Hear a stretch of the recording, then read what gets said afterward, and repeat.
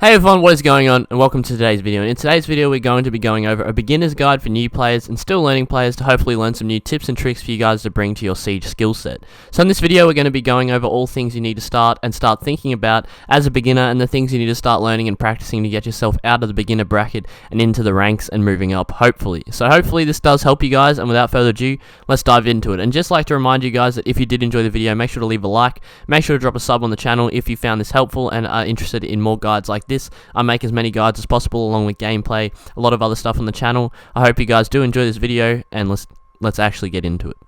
So the first thing we're going to be going over is the clock. The clock or match timer is very important for attacking or defending, and playing it correctly is a great thing to learn early in your journey. So on the attacking side, there's 3 phases of a round you want to try and follow. Obviously, I'm going to be talking about ranked here, but the rounds are 3 minutes. The first minute is the entry minute. You want to spend this minute trying to get into the actual building of whatever map you are clearing out on your entry point.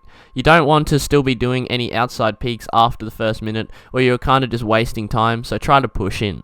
Second minute is the clearing minute. You want to use this minute to clear out as many roamers on the map as possible. Obviously, if you are very new, a roamer is someone who is playing someone on the map that is not in the objective chosen. So it could be any objective operator on the game, a defender obviously that is not playing the objective that you discovered on your drone, or you don't know where it is. And in the second minute of action phase, you want to try and focus on clearing all the floors that are not the floor of the site, and try to make sure there are no roamers for the late flanks. This will help you a lot with pushing the site. Obviously, in the final minute, you want to focus on taking the site, either finishing off the enemy or defusing the bomb, and that's the most efficient way to utilize the clock. Obviously, this can be flexible. You can start clearing out the roamers at 2:30 if you get to the entry point quickly, and you can start taking the site earlier if you make a direct path or clear the other floors first. But the main thing to get out of this is don't forget about the clock, utilize it, and you will have better rounds. Now, I'm not going to go into much detail on the defending side, but if you're a defender, your main goal is to stop the attackers from pushing,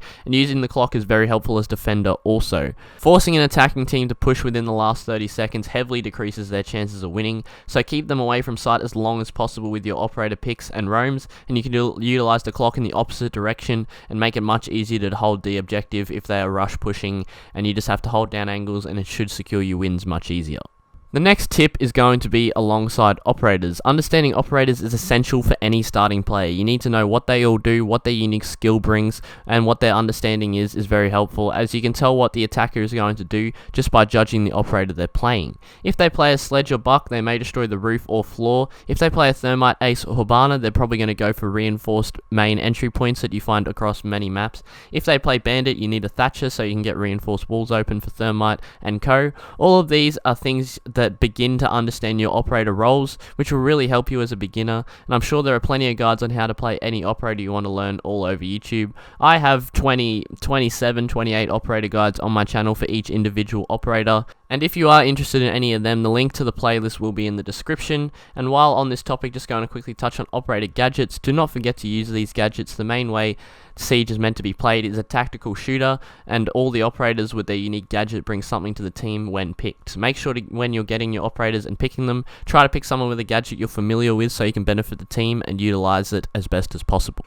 The next tip is basically in all of my videos, but this is more a beginner's version. But do not forget about your drone. You have access to 2 drones when you're an attacker, the one you spawn in with and the one that is saved in your inventory at the start of the round. Now, as beginners, I'm not going to reinforce this too hard, but try as much as you can to save your first drone when you spawn in with, because having access to both of these drones will really help you out in the long run and later in the round. Because having 2 drones to drone people, especially roamers, will really help you out. But do not forget to use either of your drones, because forgetting to use your drone is just always going to stitch you up. You should always drone. Your drone is your best gadget as an attacker, and they will help you more than you can imagine just by checking where you're pushing on your drone before you go anywhere.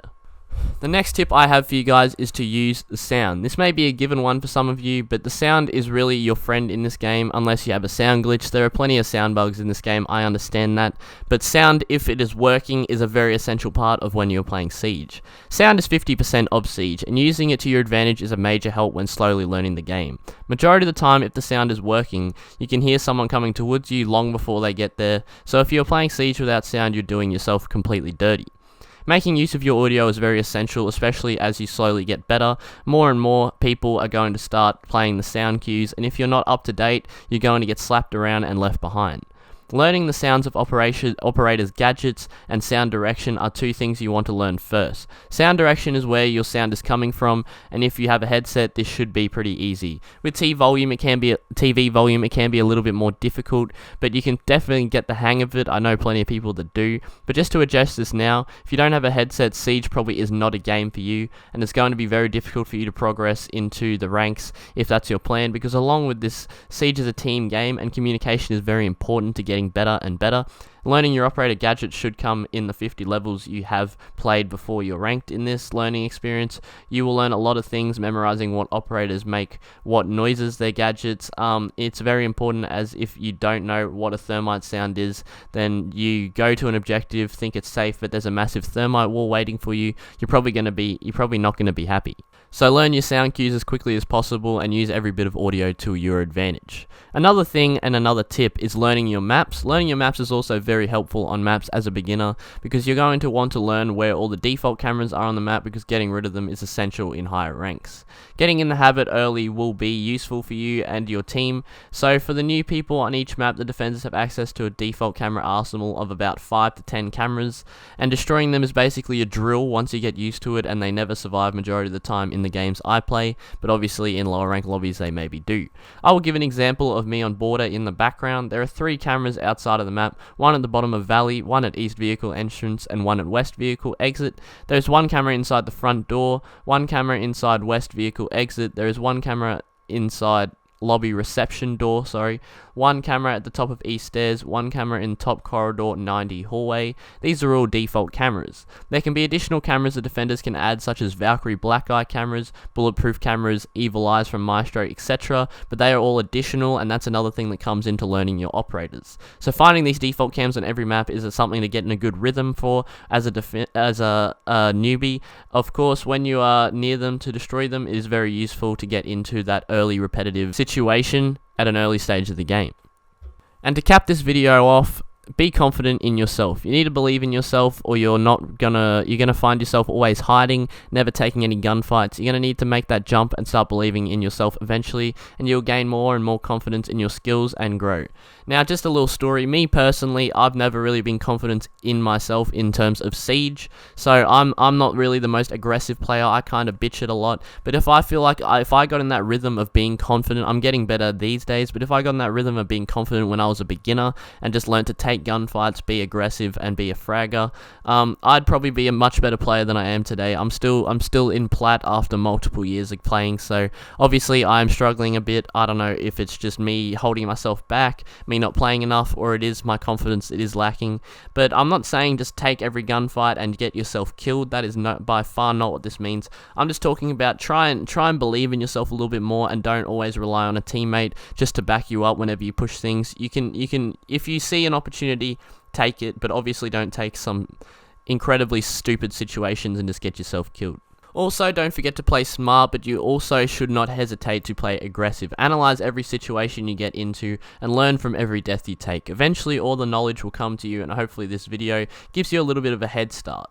And if you are if your aim is starting to get better, just always remember to constantly practice. Hop into terrorist hunts as much as you can to practice your aim. Casual as much as possible to learn the mechanics and layout of the Siege game. Operator strategies, map layouts, all that.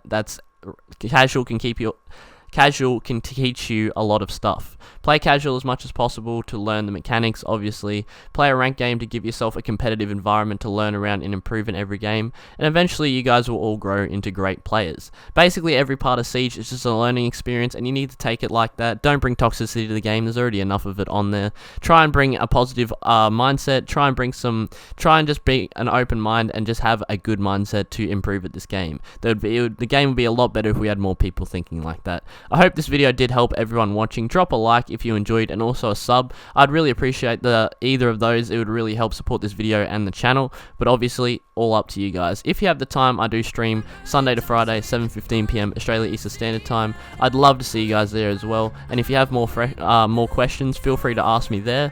But other than that, I think that's enough from me. Good luck to all you beginners in getting better. I hope to see you guys up here in plat someday, and I'll see you guys later. Peace. Control.